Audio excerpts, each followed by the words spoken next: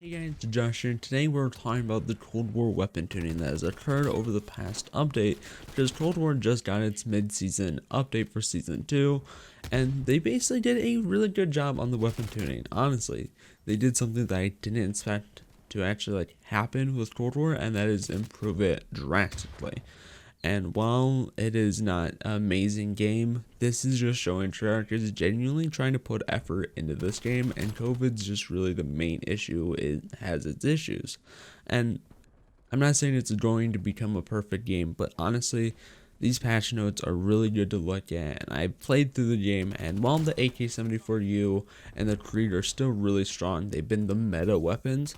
The KSP 45 has been something. I didn't use it in this gameplay that you guys are watching, but I used it afterwards, and I basically been looking over what people think about the update, and a lot of people have the same reaction I did. The Milano's good now, the KSP is pretty good now, the AK-74U is still strong, but these other guns that we weren't expecting to be good are improving, like the Groza.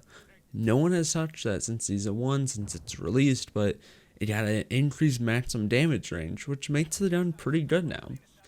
They're actually looking at what people are using, and somehow, I mean not really somehow, but they're just looking at what people are using and saying, well, this gun needs a buff, this needs that.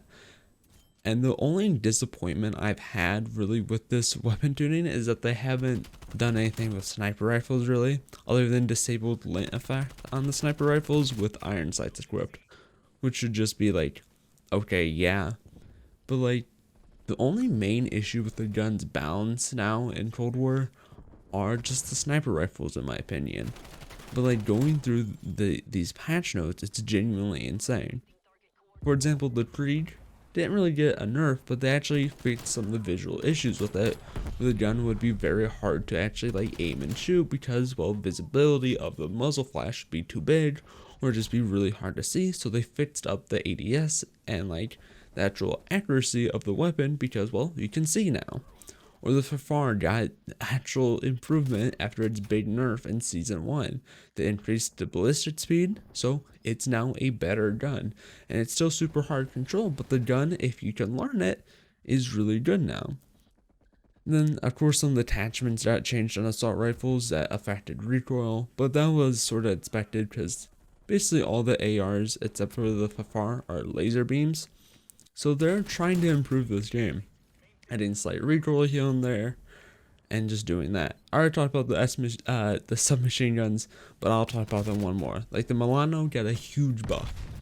While it doesn't seem like much, it's 10%, 33%, but they increased a lot about this gun, and now it's actually really good. Or the KSP, which was a solid gun, got really buffed in a lot of good ways, reducing its burst delay and ballistic speed, which is really nice to see.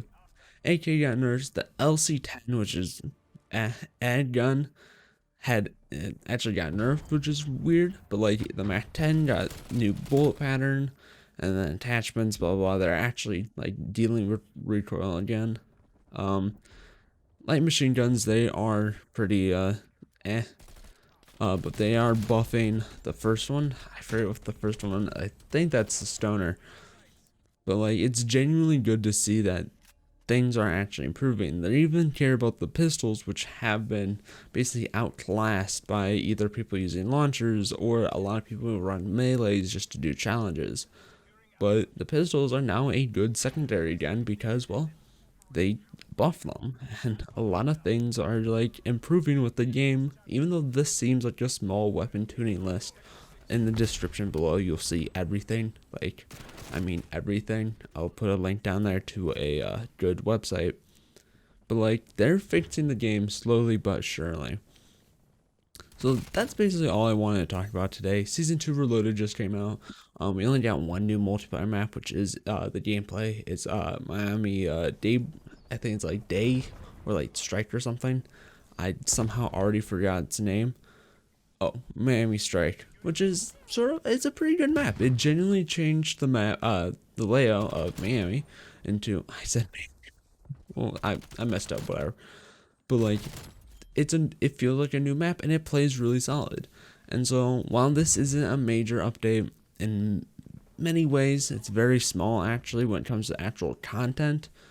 I think they're doing a really good job with the base game, and hopefully when season 3 occurs in 22 days, we'll see some major improvements to the game and hopefully a brand new zombies map. I'm really betting on that brand new zombies map. But today, of course, like actually today when this video goes live, Warzone will get its update. And I really hope they address the weapon tuning in there, because if they can do this good of a job in Cold War, I'm hoping they change the meta up in Warzone, because for the past couple of months, I haven't liked the not marksman rifles, whatever the other class of ARs in that game, the like DMR, the AUG, stuff like that. That stuff in Warzone is overpowered right now, and I hope that changes. So hopefully we see that occur too, and I'll probably make a video over that either tomorrow or the day after, since this is going live on Wednesday. So hopefully you enjoyed this quick little update, and if you did not know these updates occurred, leave a like, and well, if you're new to the channel, please subscribe. It's really cool to see subscriptions, because I've been trying to do this daily content thing, and I'm learning it's not that easy. But thank you for watching, and have a good one. Goodbye.